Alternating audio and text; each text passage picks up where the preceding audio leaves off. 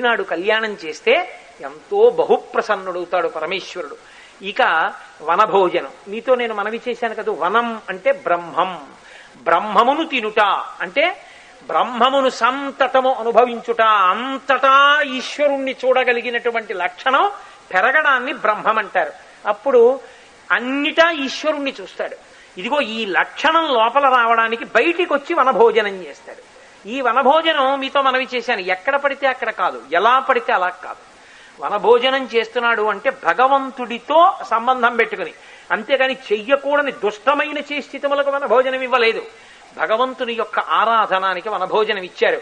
అంతేకాని లౌకికంగా అర్థం బద్ధం లేని పదార్థాలన్నీ బఫేల్ పేరుతో వెళ్లి తినడం కోసం కాదు వనభోజనాలు. వనభోజనాలంటే ఈశ్వరానుగ్రహాన్ని పొందడానికి వనభోజనాలు. అందుకో అలా తినడం నేర్పినటువంటి వాడు కృష్ణ పరమాత్మ మనకి దశమస్కంధంలో.